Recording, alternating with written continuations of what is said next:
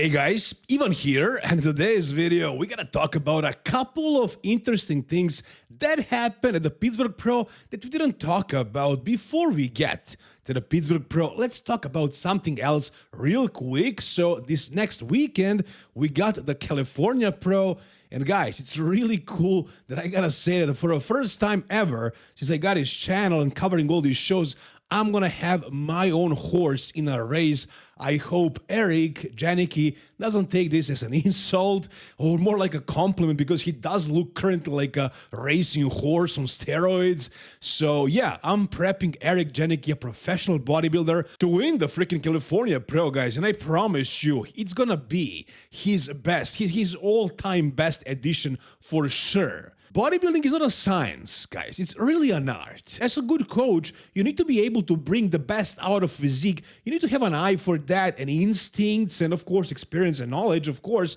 But I think I'm pretty good at peaking the physiques the best way possible. So I promise you guys, this will be the best Eric you have ever seen. And of course, we're aiming for the #1 spot. Now, to get to that #1 spot, we gotta go through Sashiirati, who did look absolutely insane at a Pittsburgh Pro where he got his 4th spot. That conditioning was just next level, man. I haven't seen that conditioning from an athlete in open bodybuilding for a while.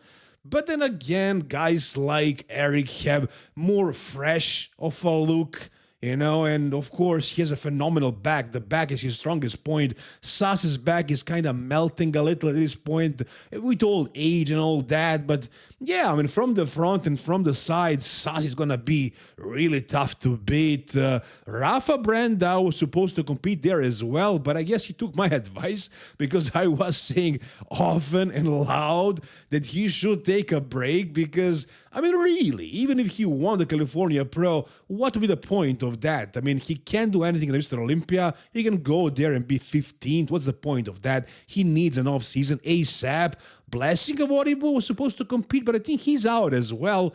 So all we gotta do is beat freaking Sashiirati. It's not gonna be easy. But guys, you don't know. Eric doesn't know. Nobody knows. I know. I can see it already. I can predict what Eric is gonna look like, and it's gonna be next level. It's gonna be crazy. So let's see what we can do, guys. Wish us luck. Now let's move on to the next topic we got for today, and that's gonna be, of course, the Pittsburgh Pro and the classic physique. We didn't really cover the classic physique right here on this channel. So yeah, Niall Darwin won, as you guys know, and it was pretty much expected. It was pretty clear because he improved. He improved significantly for this show. He was definitely much sharper compared to the New York Pro. He had some, I think it was a gut stomach issue or some kind of sickness, and that's why he wasn't at his best at New York. But at this show, he definitely nailed it. He came in much drier. I would say he wasn't as full as he was at the New York, but he was still much harder and drier, and this definitely played out really well. And as far as Diego, I think he kind of maybe missed the peak a little bit. I'm not sure if he missed the peak or just Niall dominated this lineup so much that even Diego looked like he missed the peak. But at the New York Pro, you could have had Diego winning. I wouldn't have really a problem with that. A lot of people actually did. But at this show, it was clear as day, and that's why Niall is as good as he is. Now, we also had Chan Kang fighting for that #1 or #2 spot. He was also good, man. Like, he was in really good condition. He's just a smaller stature guy, and in classic physique, obviously, taller guys have an advantage. It is the reality, and I absolutely agree with that. Now, as far as Diego, he just doesn't have, you know, the size in the arms and the structure, especially from the front. Winning one pose, back double bicep, is not enough. And at this show, I don't even know if he won, to be honest. Niall just had that crazy small waist, crazy taper. He looked phenomenal at this show. Really good look, really good peak as well, and you know, great condition, great structure. It just was enough to win this show without really too much trouble. And as far as Niall and his potential at the Mr. Olympia, I don't know, guys. I kind of thought for a moment there that he's gonna be like a top 2, top 3 Olympian at one point, and maybe he will. But only after Ramon, Dino, Mike Sommerfeld, and Terence Ruffin retire, or at least come in super off. I mean, this guy does look good, but he still has some gaps that those guys do not have. Like, those 3 guys don't have a weak shot. And there are some flaws in the mandatory poses of Niall Darwin. Like, for example, in the front double bicep, you can see some, even in the front lat, you can see the narrowness in the shoulders. You can see that his shoulders could use some work. In the front double, the way his arms are shaped, it's just not as thick as Ramon Dino's arms or Mike Sommerfeld's arms. So, yeah, this is a pretty good classic physique, but not as good as those 3 guys. So, yeah, I definitely have him right below them, but I mean, potential to win, it's going to be tough. But again, if they retire or if they miss the peak, he can climb up into the top 3. So, yeah, definitely one of the best physiques in the world currently. But like to win the Mr. Olympia, I probably don't see that unless he improves. Unless he can get bigger and stay in classic physique weight limit and bring the condition at the same time. So we'll see what he's going to do for the Mr. Olympia. He is qualified now by winning 2 shows, and yeah, he definitely brought an amazing look to this show, and it was a clear victory. He won, I think, with a perfect score, and Diego almost lost to Chen Kang by 1 point.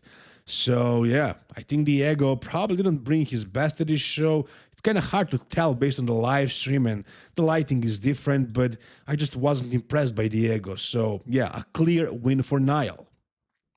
All right, now we got to talk a little bit more about the Open guest posing at the Pittsburgh Pro. We got a classic physique also guest posing, but the Open is what I found really, really interesting, really intriguing. And this is bodybuilding, guys. This is open bodybuilding right here. Except for Derek, I'm not so sure about that one because he's really short. But what blew my mind here was Samson Dauda, man, with the size he had.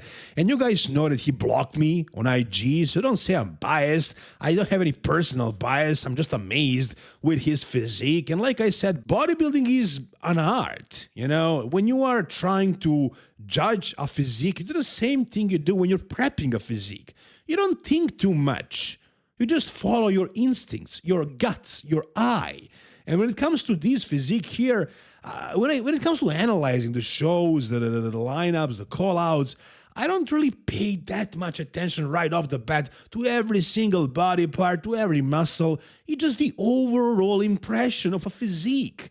When you know bodybuilding, when you know the physiques, when you loved bodybuilding, you just see the physiques and you know which one looks the most impressive. And for me here, it's by far Samson Dauda, simply because of the sheer size, even though right here, Derek is standing in front of him. And guys, that pissed me off, man. That pissed me off. Somebody should do something about this and just make these guys stand on the line. I don't know how are they not able to prevent this. They should do something about it because Derek always stands a whole foot ahead of Samson and Andrew and all these taller, bigger guys, and he almost looks the same size. It's not fair. And I think Samson and Andrew should do something about this, and they should follow his steps and stand in front of him. You know, that way he couldn't do this bullshit. This is just crazy what he's doing. But anyways, here he has the angle as well, and still Samson is kind of dwarfing him.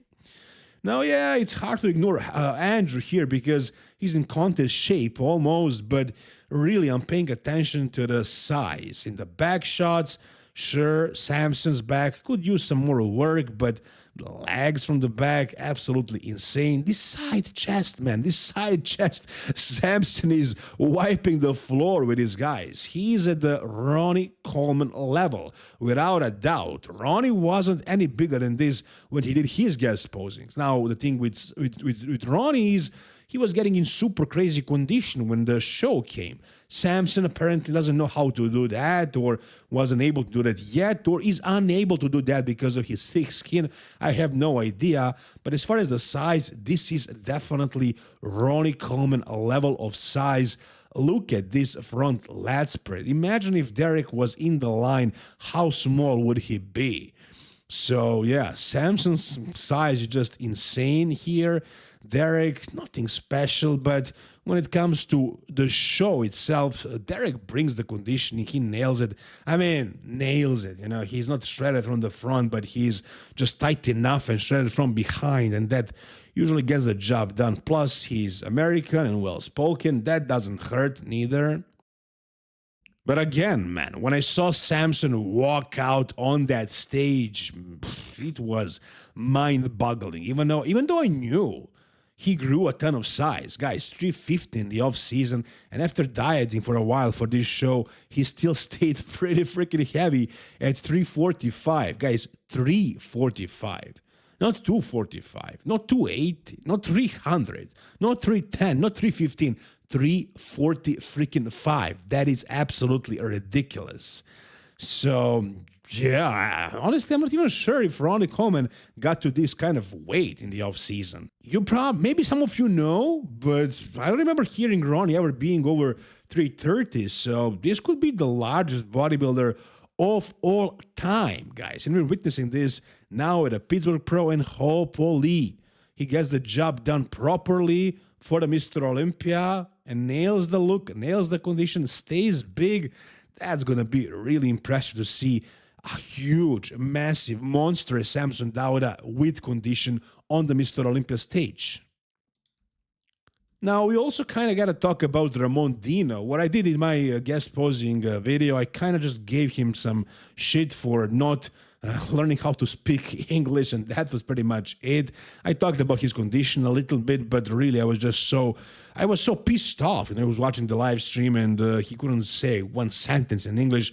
But it is what it is. Apparently, he was 115 kilos at this show, which is 250, and his weight cap in classic is 104 kilos, which is like 230 something. So this is definitely a huge size difference with similar condition.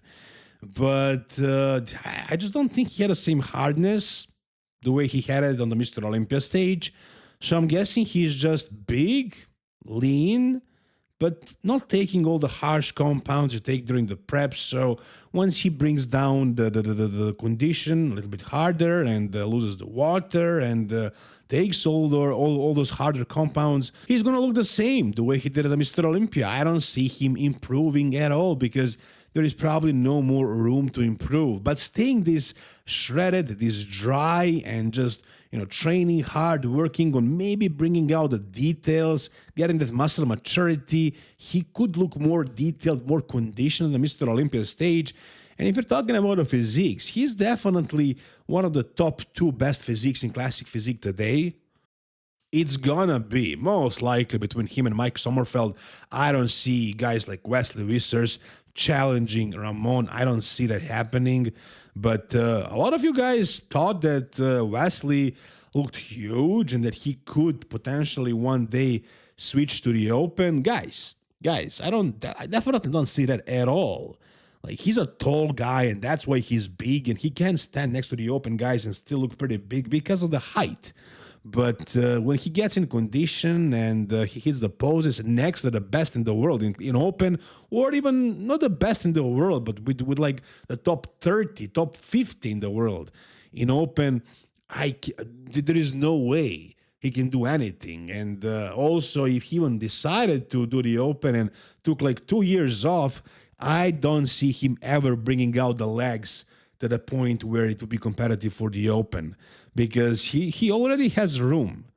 He already can weigh more in classic physique, and his legs are just not growing. I mean, he maybe improves them like a little bit. He adds half an inch or maybe an inch in a year, but he needs to double them in size for the open, and also he needs to grow his upper body. He can grow his upper body, I'm pretty sure about that, but to get the legs to the level of an open, a really good open bodybuilder, I think it's impossible. Not just the size, but also the striations.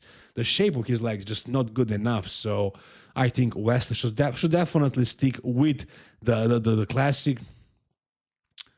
I think Wesley should definitely stick with classic and, of course, never move to the open. Ramon could probably switch to the open, but the guy that made most sense to do that at this point was definitely Jose Manuel, who made that switch, made it official. Here is the difference in his physique.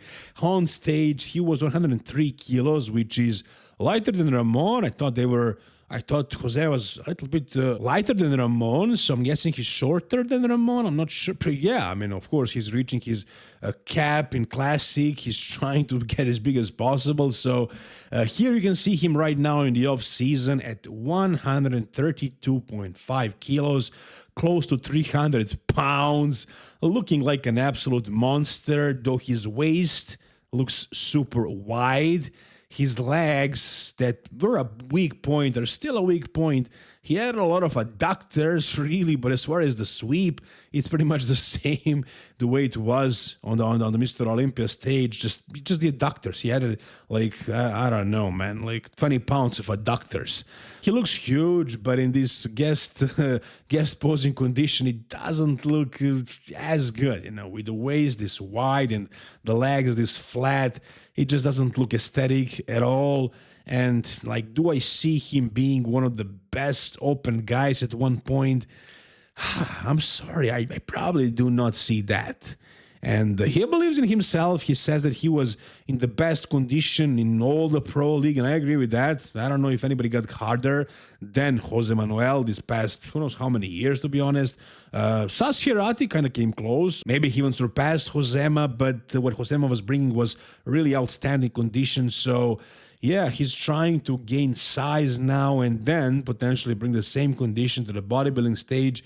You know, I can definitely see him winning a pro show, like what Urs Kalecinski did, but to be like a top 10 or top 6, 8 Olympian, I don't know. Yeah, that's tough. That's tough. With the shape of his legs and the size of his arms. Well, yeah, I'm guessing maybe some Sintle could help add some extra quad sweep and some more density and fullness to the arms. If he's a good artist with that, he can probably make some necessary changes and do well in the open. But with the way his body is shaped, I don't see him becoming a top open pro. But it definitely made a lot of sense to switch to the open because he was already the weight cap for a long time. And he probably can't place higher than fifth or actually fourth at a Mr. Olympia because those guys are definitely more superior with their structure. So it definitely made a lot of sense. And he's holding himself back. His body wants to grow. So yeah, man. Do the open. Whatever happens, happens. Maybe I'm wrong. Maybe he actually does great in the open. We'll see about that. But this is definitely exciting, guys. And that's gonna do it for this video, guys. Once again, wish me luck with Eric for this weekend. Guys, it's gonna be a hell of a show for me. I'm gonna enjoy it. Watching my guy compete and covering the show, that's gonna be crazy. Again, guys, I promise you, the best pick from Eric of all time, the best look overall. It's gonna be epic. Guys, whatever you think about a Pittsburgh Pro or whatever part of this video, down below in the comment section. If you enjoyed the video, give it a thumbs up. See you soon, guys. All the best and bye-bye.